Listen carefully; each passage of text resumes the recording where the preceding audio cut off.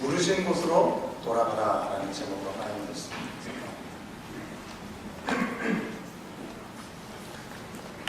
요즘 참 전에 듣지 못했던 새로운 말들을 참 많이 듣게 됐는데요. 그 가운데 노모포비아라는 그런 말이 있습니다. 노모포비아 여러분 들어보셨습니까? 노모바일 폰 포비아라는 그런 말인데요. 요즘 전화기 스마트폰이라고 하죠. 이 스마트폰을 사용하는데 누구든지 사용하지 않는 사람이 없을 정도로 모두가 다 사용합니다. 이 전화기 사용이 불가능한 상황이 될 경우에 공포감에 휩싸이게 된다고 하는 것이죠. 쉽게 말하면 이 핸드폰 중독에 빠진 것을 꼬집어서 얘기하는 표현이라고 할 수 있습니다. 아마 이 자리에 앉아 계신 분들은 대부분이 디지털 이민 세대에 있을 것 같습니다. 그죠? 디지털이 우리 가운데 편하고 많은 유익을 주지만 이것을 우리가 굳이 배워야만 또 이 어렵게 배워야만 이것을 활용할 수 있는 그런 경우들이 많습니다. 그렇기 때문에 사실 우리 청소년 청년들 이 디지털 세대 아니겠습니까? 꼭 배우지 않더라도 잡기만 해도 그냥 바로 이렇게 사용하는 그런 세대, 디지털 네이티브 세대라고 할 수 있는 건데 청소년 청년들의 경우에는 정말 핸드폰을 사용하지 않고서는 어찌할 바 알지 못하는, 마치 세상이 이 핸드폰을 사용하지 못한다면 세상이 마치 다 모든 걸 잃어버린 것 같은 허망한 마음이 든다고 하는 것이죠. 그게 바로 노모포비아라고 하는 것입니다. 모든 삶이 핸드폰과 연결되어 있기 때문에 그렇습니다. 여러분들은 크게 공감이 되시지 않을지 모르겠지만 우리 청소년 청년들은 아주 크게 공감을 하더라고요. 핸드폰을 통해서 친구들과 통화를 통해서든지 SNS, 너무나 많은 매체를 통해서 대화를 하고 또 사진이나 메모나 스케줄까지도 다 핸드폰 안에 다 들어가 있습니다. 숙제도 핸드폰으로 하고 어디를 가게 될 때 약도도 이 핸드폰의 도움을 받습니다. 심지어는 버스 시간 안내표까지 그 가운데 다 담겨져 있기 때문에 핸드폰이 없으면 어느 것 하나 제대로 이렇게 감당하지 못하는 상황에 놓이게 된다는 거죠. 지난 주간에 여러분 기도해 주셔서 밴쿠버 지역에서 함께 말씀을 함께 나누고 도전받는 시간을 가졌고요. 또 전혀 예상치 못했던 또 귀한 세미나가 있어서 함께 참여하고 금요일날 돌아오게 되었습니다. 금요일날 돌아오는데 이 페리에 너무나 많은 사람들이 있어서 한참의 시간 전에 도착했음에도 불구하고 배를 바로 타지 못하고 한 3시간 넘게 기다렸다가 그 다음 배를 타고 들어왔습니다. 아마 내일이 BC 패밀리 데이이기 때문에 롱 위켄드가 돼가지고 아마 그런 것 같다라는 생각이 좀 들었는데요. 정말 그렇게 많은 사람들이 배에 타는 것은 또 오랜만에 본 것 같습니다. 핸드폰이 거의 방전됐습니다. 그래서 핸드폰을 급하게 충전해야 될 상황이었습니다. 아무리 비시페리안을 돌고 돌아도 충전할 곳을 찾지 못했어요. 한 2바퀴 돌았나요? 2바퀴 돌고 나서 충전할 이 콘센트를 찾았는데요. 그 바로 옆에서는 열심히 하는 사람이, 젊은 사람이 숙제를 하는지 공부를 하는지 열심히 공부에 몰두하고 있더라고요. 그래서 미안해서 살짝 쓰겠다라고 얘기하고 급하게 꽂고 한참 옆으로 이렇게 와서 이 시간을 보냈습니다. 내릴 시간이 거의 다 돼서 이제 좀 충전이 됐겠지 싶은 마음에 그것을 뽑아왔는데요. 불상 충전이 1도 안 된 겁니다. 돌아오면 또 모임들이 계속 진행됐기 때문에 연락을 해야 되는데 어찌할 바 알지 못한 낭패에 빠지게 되는 것입니다. 충전이 잘 되는 줄 알았는데 그 부분이 잘 연결이 안 됐던 것 같습니다. 아마 그 사람에게 피해를 주지 않으려고 좀 서두르는 것이 아마 연결이 잘 안 되었던 것 같습니다. 여러분, 요즘 우리가 핸드폰을 거의 매일 사용하기 때문에 여러분들께도 이런 좀 낭패스러운 상황들이 아마 한두 번 정도는 다 경험이 있지 않을까라는 생각을 하게 됩니다. 충전을 하는 줄 알았는데 충전이 안 돼가지고 급하게 사용해야 되는데 사용하지 못하는 경험들을 우리가 하게 되죠. 꼭 핸드폰을 사용할 수 없게 되는 순간은 정말 누군가에게 중요한 전화가 와야 되는 순간, 또 혹은 내가 전화를 해야 되는 순간인 시점이 참 많이 있는 것 같습니다. 발을 동동 구르게 되는 시간인 것이죠. 여러분, 핸드폰 우리가 너무나 유용하게 자주 사용하는 것이죠. 이 핸드폰이 우리가 사용해야 될 때 사용하지 못하게 되는 것만으로도 불편함을 우리가 크게 느낀다고 한다면 우리의 삶에 빠질 수 없고 우리의 삶의 모든 것을 알고 계시고 주관하고 계시는 하나님과 우리가 연결되어 있지 않다면 여러분 우리는 어떨까요? 혹시 여러분은 노가포비아를 겪어보신 적이 있으십니까? 하나님과 연결이 잘 되어 있지 않아서 세상에 홀로 나 혼자 남겨져 있는 것처럼 우울하고 외롭고 속상한 경험들을 여러분 해보신 적이 없으십니까? 불안한 마음 때문에, 공포스러운 마음 때문에 힘들고 어려운 순간들이 없으셨냐고 하는 것입니다. 여러분, 오늘 말씀, 히브리서 5장 말씀의 끝부분에는 노가포비아를 겪는 어린아이와 같은 사람들에 대해서 언급하고 있는 것을 우리가 볼 수 있습니다. 우리가 1절부터 4절까지의 말씀을 봤는데요. 이 후반절의 말씀, 11절 이하의 말씀을 보면 오랫동안 민노라 했지만 아직 어린아이의 모습에 머물러서 듣는 것이 둔한 사람들에 대해서 언급하고 있음을 우리가 보게 됩니다. 여기서 어린아이라고 표현되어 있는데, 어린아이란 우리가 알고 있는 대로 말을 잘하지 못하는 어린 아기와 같은 존재들을 얘기하는 것입니다. 하나님의 말씀을 제대로 듣지도 못하고 하나님이 주신 그 삶과 말씀의 삶 가운데 능력을 경험하지 못하는 그런 사람들의 모습을 기억하면서 어린아이와 같다라고 표현하고 있는 것입니다. 마치 전기선에 잘 케이블이 연결되어 있는 줄 알았지만 제대로 연결되지 않아서 전혀 충전되지 않았던 핸드폰처럼 믿음의 공동체 안에 있지만, 그리고 이 안에 있기 때문에 뭔가 은혜와 또 성령으로 가득할 것 같은데 실상은 말씀의 충전이 전혀 되지 않은, 그래서 하나님에 대해서 잘 알지도 못하고 영적으로 무지한 사람들에 대해서 성경 말씀은 이야기하고 있다고 하는 것입니다. 이미 그들은 그리스도 안에 있기 때문에 그리스도인이라고 불렀습니다. 신앙 공동체 안에 있었던 사람들이었습니다. 그렇기 때문에 교회 안팎에서 사람들이 보기에도, 스스로 생각하기에도 믿는 사람이라고 생각하기에 충분한 모습이었습니다. 하지만 실상 그들은 겉모습으로 봤을 때와 달리 영적인 충만함, 성령의 충만과 말씀의 공급에 제대로 이루어지지 않았다고 하는 것이죠. 실상은 말도 못하는 갓난아이처럼 너무나 연약해서 어려운 연단이 잠깐 우리 가운데 오기만 하더라도 어찌할 바 알지 못하는 상황 가운데 놓이게 된 사람들이라고 하는 것입니다. 여러분, 히브리서 말씀을 당시에 받았던 이 유대계 신자들처럼 안팎으로 밀려오는 여러 가지 어려움들, 여러분들이 어려움이 우리 가운데 얘기하고 옵니까? 전혀 예상치 못한 가운데 우리 가운데 찾아오죠. 그런 어려움에 그리스도를 믿는 그 믿음을 쉽게 포기해버리고 이럴 바에야 뭐 믿겠어 라고 예전으로 돌아오려고 하는 그런 모습들이 많이 있다고 하는 것입니다. 여러분, 히브리서가 언제 지어졌을까요? 히브리서 저작은 예수님께서 오신 후에 한 60년 말 정도로 그렇게 봅니다. 그 이유는 예루살렘 성전이 실제로 파괴됐던 것이 주후 70년경으로 보게 되는데요. 그 전에 쓰인 것으로 보는 것은 성전이 파괴된 내용이라든지 성전이 파괴되기 전에 드려졌던 구약의 제사에 대한 내용들, 이제 더 이상 제사가 필요 없다는 얘기를 성경 말씀 히브리서는 이야기하고 있지 않습니다. 오히려 구약의 제사에 대해서 이야기하면서 우리 가운데 설명해주고 있기 때문에 이 예루살렘 성전이 파괴되기 전에 기록된 것으로 우리가 이해하게 된다고 하는 것입니다. 그렇다고 한다면 여러분, 예수님께서 이 땅에 오셔서 30년의 삶을 사시고 3년의 공생애를 감당하시고 십자가에 달려 돌아가셨습니다. 33년에 흐른 후였죠. 그리고 예수님 부활하시고 하늘나라에 올라가신 후에 제자들, 사도들을 통해서 끊임없이 복음은 증거되었습니다. 무려 30년이라는 시간이 계속 복음이 증거된 것이죠. 그렇다고 한다면 이 시간 동안에 복음을 들었고 말씀에 양육되었던 이 사람들은 청년의 시기를 지나 중년의 신앙의 시간들을 보낼 수 있는 사람들이어야 된다고 하는 것이죠. 그런데 히브리서 기자는 이 오랜 시간 동안에 하나님의 말씀을 먹고 장성했어야 될 그들이 아직까지도 갓난아이와 같이 너무나 연약해서 어려운 가운데 처해 있는 모습을 안타까워하면서 말씀을 전하고 있다고 하는 것입니다. 여러분, 생각해 보십시오. 부모님 된 분들이 많으시죠. 자녀가 장성해서 30대가 되었는데 여전히 어머니나 아버지의 손길을 통해서 떠먹여줘야 밥을 먹을 수 있고, 어린아이에 있었던 그 모습처럼 때를 계속 쓴다고 한다면 그 부모의 심정이 얼마나 답답하고 안타깝겠습니까?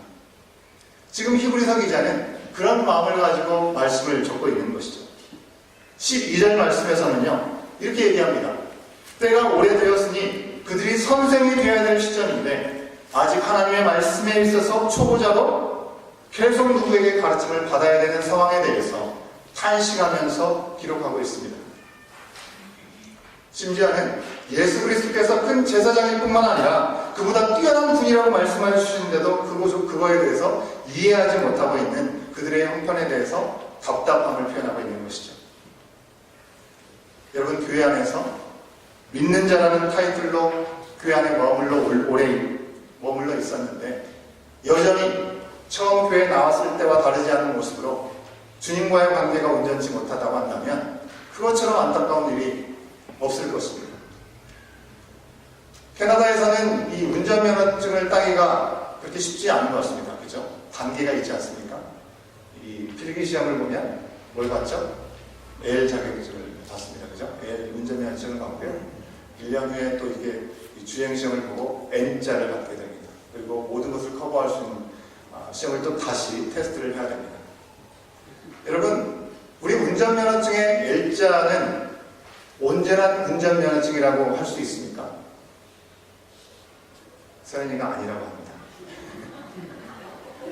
네. 일부에서도 얘기하는데요. L자는 운전면허증도 아닙니다라고 얘기를 하더라고요.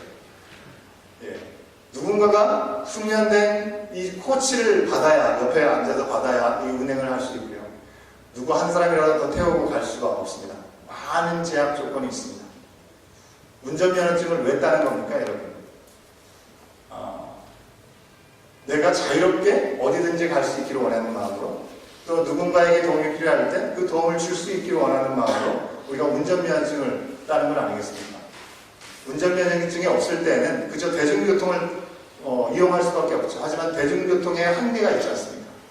이용할 수 있는 시간이라든지 장소라든지 내 마음대로 할 수 없기 때문에 그것을 넘어서는 이 운전면허증을 따게 되면 비록 차가 있어야 되겠지만 차가 없다 할지라도 응급 상황에서 운전을 할 수 있으면 언제든지 누구를 위해서도 도울 수 있는 그런 능력을 갖게 되는 것이 운전면허증입니다.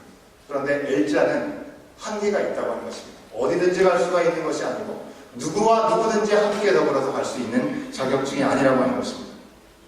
마찬가지로 히브리서 편지를 받는 유대 신자들은요, 교회 안에서 믿는 자라는 타이틀을 가지고 있었습니다. 하지만 말씀을 듣고 배우는 것 같지만 실제로 그 말씀대로 살아가는 그 가운데 주시는 놀라운 참된 자유와 기쁨과 평안을 맛보지 못한 사람들이라고 하는 것입니다.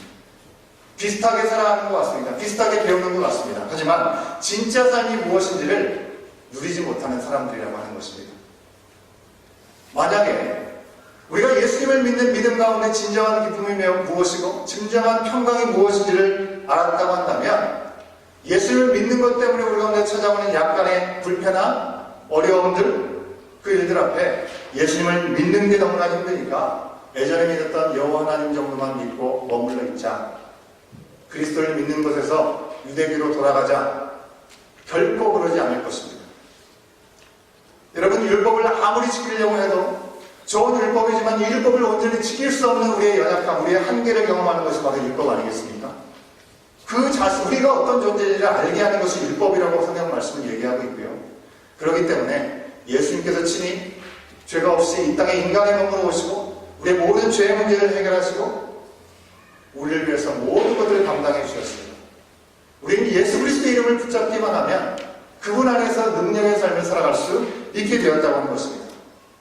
그분 안에서 누릴 수 있는 자유와 기쁨, 평강, 그것을 우리가 맛보게 된다고 한다면요, 어떤 어려움과 어떤 괴로움 속에서도 예수 그리스도와 맞바꿀 수 없는 놀라운 보물을 우리는 간직한 사람들이라고 하는 것입니다.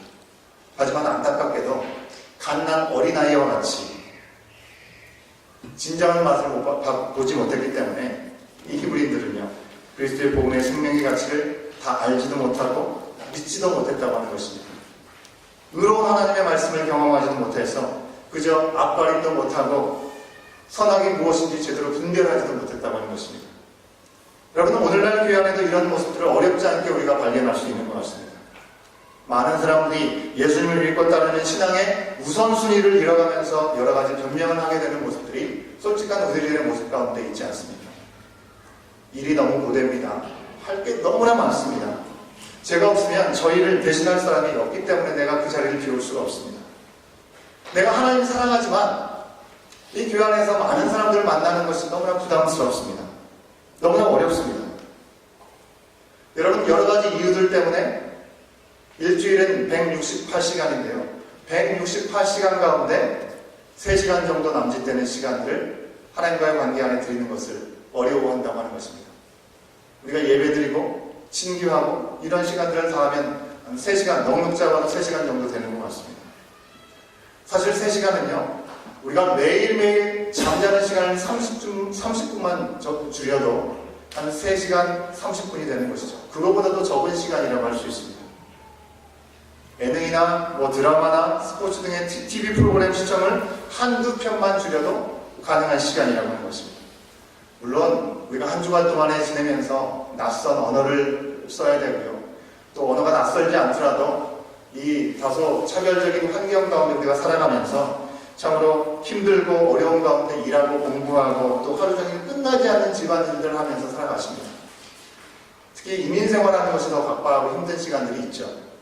화장실 갈 시간도 없고 밥 먹을 시간도 없고 또 내 자신을 꾸밀 시간도 없이 살아가는 모습들이 솔직히 있습니다.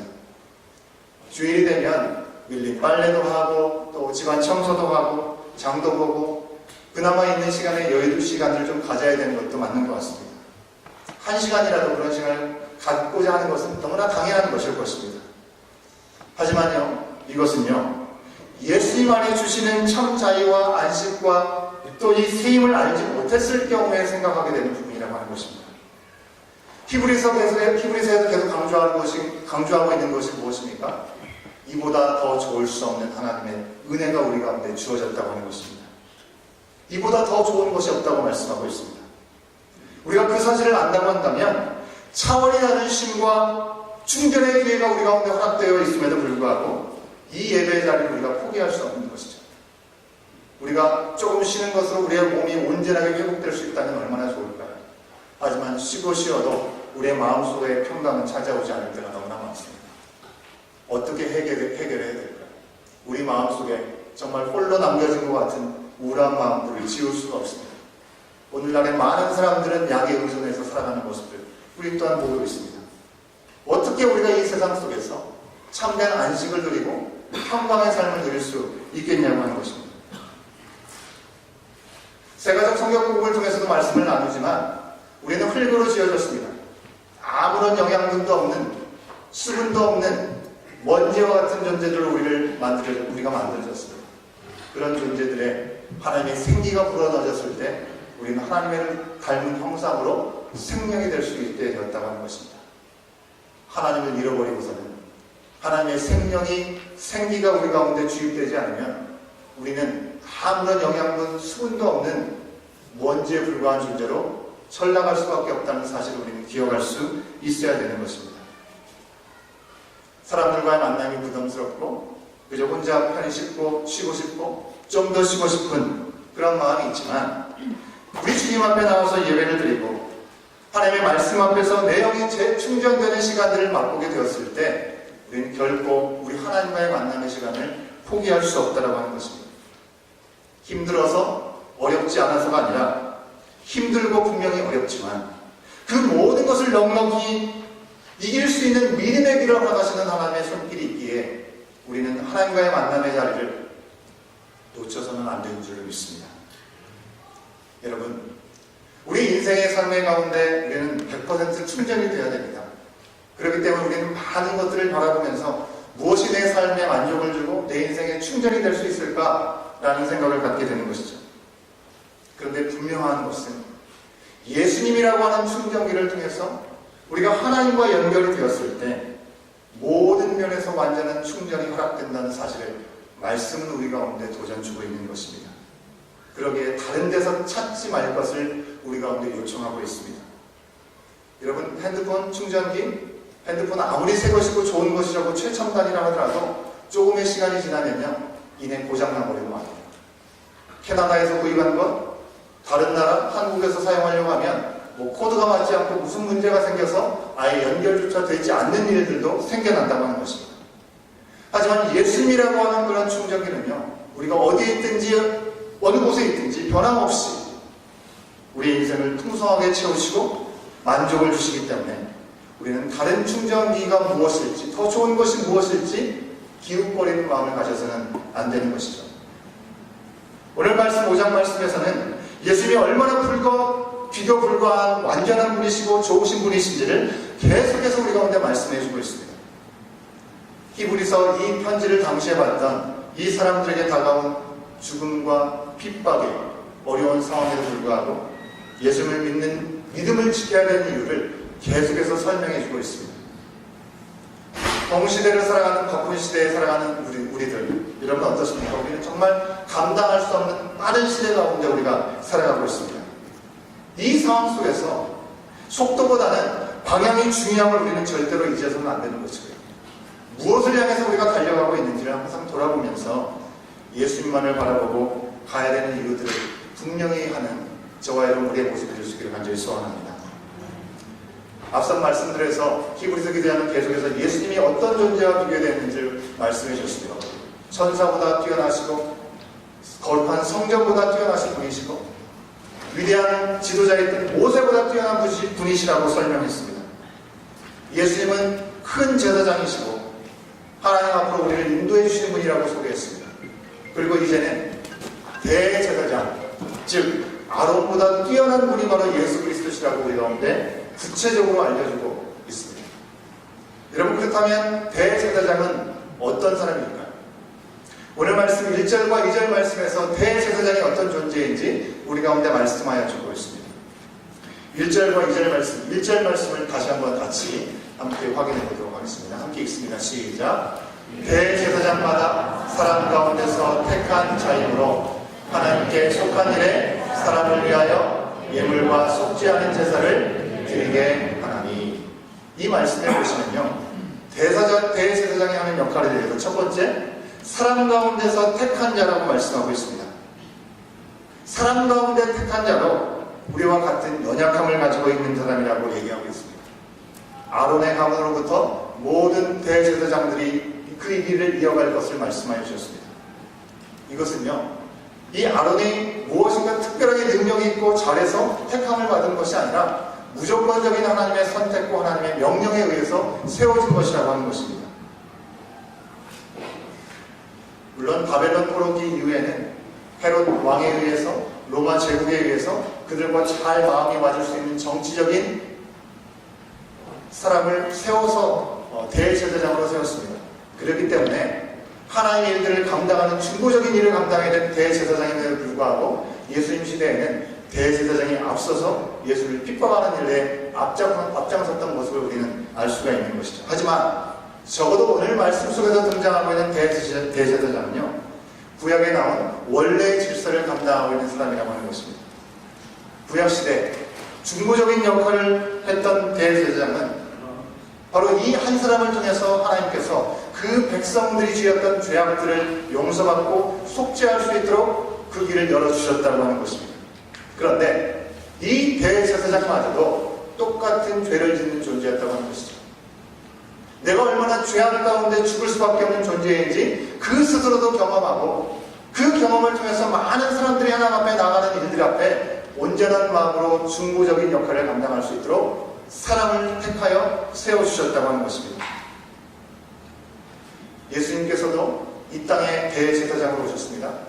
하지만 하나님과 동등된 신성을 가진 분으로 이 땅에 잠깐 방문했다가 돌아가신 분이 아니라 우리가 똑같은 인간의 몸으로 이 땅에 오셔서 우리가 경험하는 연약함과 우리가 경험하게 되는 한계를 똑같이 경험하시고 그 가운데 우리를 위해서 십자가에 달려 돌아가심으로 우리와 주님을, 하나님을 온전히 연결해 주셨다라고 하는 것입니다.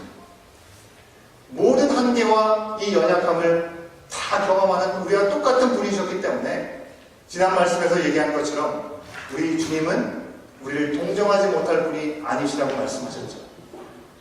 똑같은 경험을 다 하셨기에 우리를 같은 마음으로 동정할 수 있는 분이 바로 우리 주님이라고 하는 것입니다. 두 번째로요, 이어지는 말씀에 보면 1절 말씀 그대로 보여주시죠. 1절 말씀, 하나님께 속한 일에 사람을 위하여 일을 한다라고 얘기하고 있습니다. 대제사장은요, 하나님께 속한 일을 감당하지만 그 일은 사람들을 위해서 행하는 일이었다고 말씀하고 있는 것이죠. 죄의 문제를 스스로 해결할 수 없는 사람들의 속죄를 위해서 세움을 받은 사람이라고 하는 것입니다. 성경 연구가였던 아더 핑크라는 사람이요. 이 구절에 대해서 아론이 아사셀의 염소에게 이 죄를 속지 않은 죄를 드린 것에 대해서 이와 같이 설명을 하는 것입니다. 이스라엘 백성들을 위해서 대제사장은 이 아사셀의 염소 2마리를 통해서 한 마리는 이스라엘 백성들의 죄악을 위해서 간구하고 이것을 희생제물로 잡아서 번제를 드렸습니다. 또한 한 마리 아사셀은 광야로 내어보냈던 것이죠. 그런데 중요한 것은요, 이 대제사장이 이 아사셀 염소에게 안수하고 죽이게 되었을 때, 간구하고 죽이게 되었을 때 누구의 죄를 위해서 간구했냐고 하는 것입니다. 그 죄의 간구는 택하신 이스라엘 백성들의 죄를 위한 간구였지, 이방 사람들, 가나안 사람들이나 아말렉 족속들의 죄를 위해서 간구한 것이 아니라는 사실에 주목해야 된다고 말씀합니다.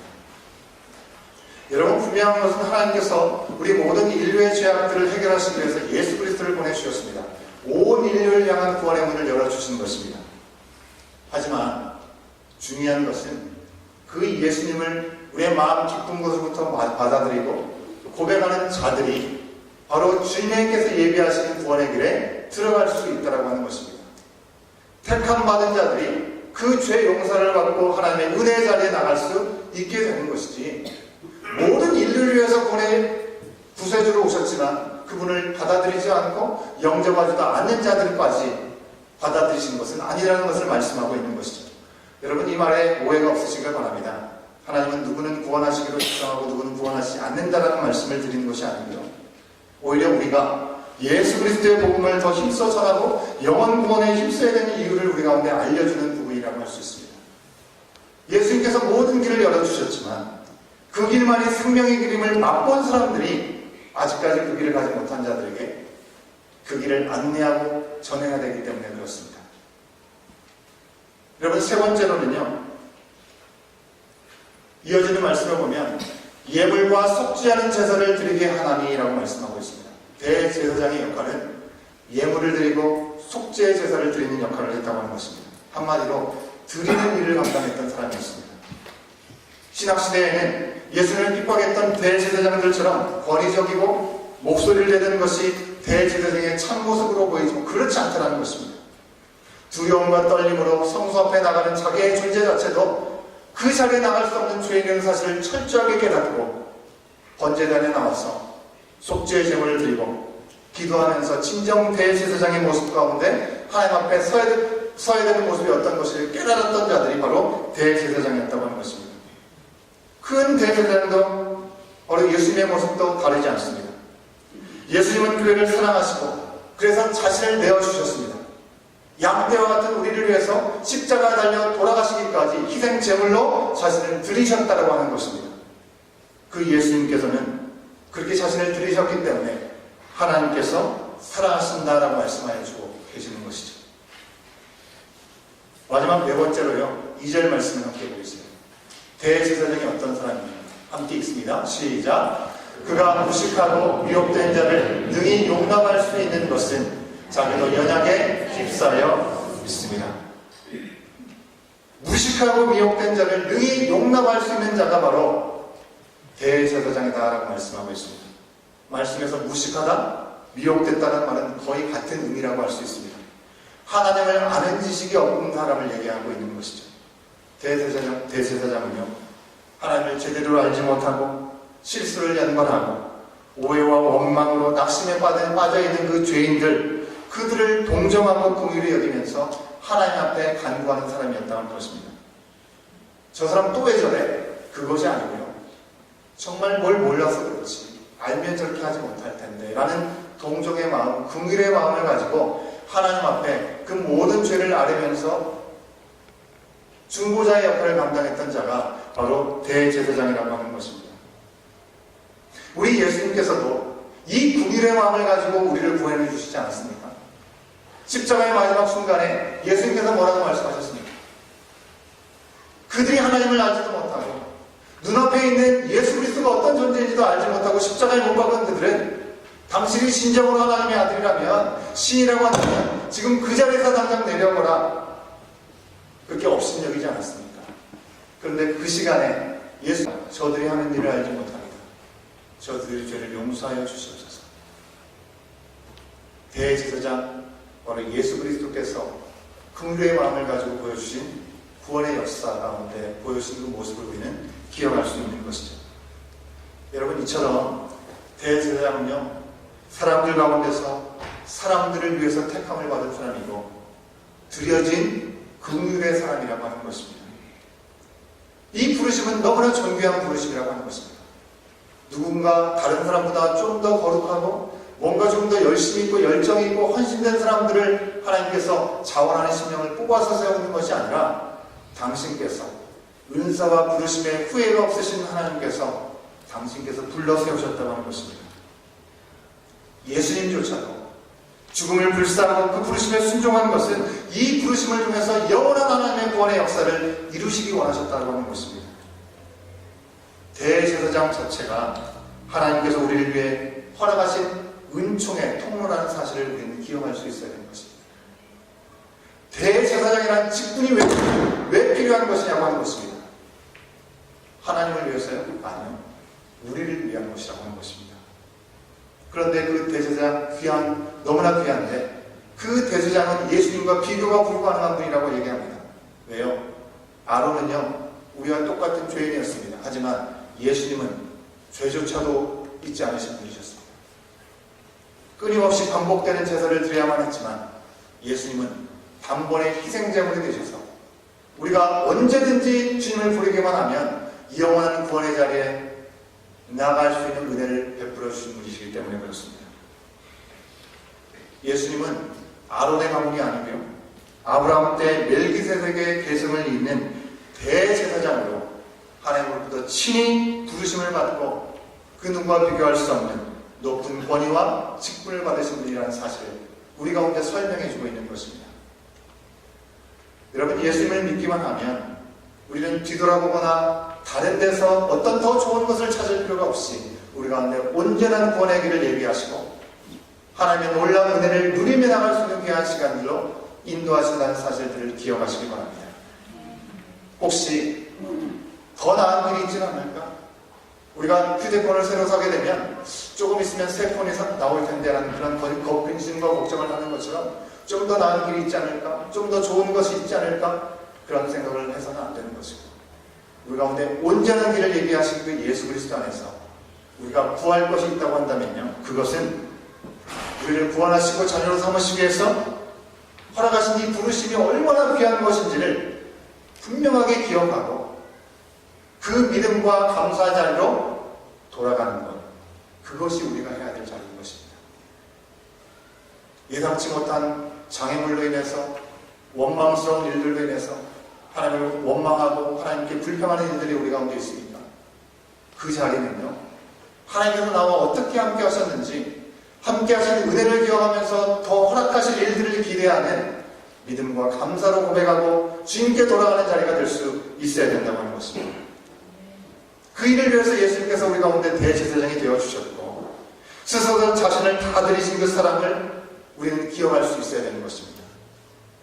무식하고 미혹할 수밖에 없는 우리들의 모습, 그것을 외면하지 아니하시고 긍휼히 여겨주시고 은혜를 부어주신 그 하나님의 놀라운 손길 앞에서 하나님이 나를 얼마나 사랑하는지 우리는 다시 한번 돌아보면서, 여러분, 코드 빠진 인생 충격이기 때문에 노가 호비어가 되지 말고요, 우리 가운데 변함이 없이 온전한 충전기가 되어주시기에 이 땅에 오신 예수 그리스도를 통해서 하나님과 온전히 연결이 되어서 능력으로 살아가고 성령의 권능으로 살아가는 저와 여러분 우리의 모습이 되어야 될 줄 믿습니다. 어떤 연단이 우리 가운데 찾아올지라도 절대로 방향을 잃지 말고요, 오히려 그 가운데 이 연단을 통해서 선악을 분별할 수 있는 지혜롭고 성숙한 자로 자라가서 예수님처럼 나보다 남을 좀 더 생각하고 나의 뜻보다는 하나님의 뜻을 위해서 사는 것이 진정한 기쁨임을 분명히 깨닫고 어떤 상황에서도 흔들리지 않는 하나님의 사랑으로 서가는 저와 여러분 우리의 모습이 될 수 있기를 간절히 축원합니다. 함께 기도하시겠습니다. 하나님께서 나를 부르신 그 부름의 자리는 어디입니까? 하나님께서 나를 그 자리로 부르신 이유는 과연 무엇일까요? 은사와 부르심에는 후회가 없으시다고 분명히 말씀하셨고, 그 완전하신 계획 가운데 예수 그리스도를 보내주시고 우리를 여전히 붙들고 계시는데, 우리는 지금 이 순간까지도 조금 더 나은 길이 있지 않을까, 조금 더 매력적인 일들이 있지 않을까 찾아 헤매고 있지는 않습니까? 지금 내가 서 있는 이 자리가 하나님의 부르심에 합당한지, 나는 그 부르심 안에서 성장해 나가고 있는지, 아니면 그저 갓난아이와 같은 그 모습으로 여전히 그 자리에 머물러 정체되어 있는지, 우리 주님은 우리 가운데 돌아보라고 말씀하여 주고 계십니다. 이 시간 우리 함께 기도하실 때 성령 하나님, 예수 그리스도라는 중정기를 통해서 하나님과 끊임없는 교제가 이어지게 하여 주시고, 세상이 줄 수 없는 기쁨과 감사와 평안한 안식으로 넉넉히 임해 나가는 우리의 삶이 될 수 있도록 인도해달라. 간절함으로 이 시간 함께 기도하는 시간 갖겠습니다. 기도하시겠습니다. 주님 은혜를 감사합니다. 주님 오늘 우리 가운데 말씀하여 주시니 감사합니다. 모든 것들이 하나님의 선하신 뜻 가운데 될 시간들에 우리가 한순간도 잊지 않게 하여 주시옵소서. 하나님께서 나를 부르신 그 부름의 자리가 어딘지를 늘 돌아볼 수 있도록 인도하여 주옵소서. 무엇을 향해 달려가는지도 알지 못한 채 바쁘게 달려가는 인생이 되지 않도록 인도하여 주시고, 하나님께서 우리를 부르시고 부름에 합당한 그 모습을 향해서 온전한 방향들을 잃지 않고 주님과 동행하며 나가는 귀한 시간을 살아가게 하여 주셔서, 순간순간마다 우리 가운데 놀라운 충전의 시간들을 함께 하시는 그대로 어느 자리에서든지 어느 시간이든지 좌절하지 않게 하시고 난망하지 않게 하시고 주님의 주신 힘으로 넉넉히 감당하고 한 해수한 삶을 살아가는 우리의 모습이 될 수 있도록 성령 하나님 인도하여 주시옵소서. 지금 내가 있는 서 있는 그 자리가 하나님의 부르심에 합당한 자리로 있습니다. 온전한 주님께서 주신 그리스도의 장성한 분량에 이르기까지 온전히 성장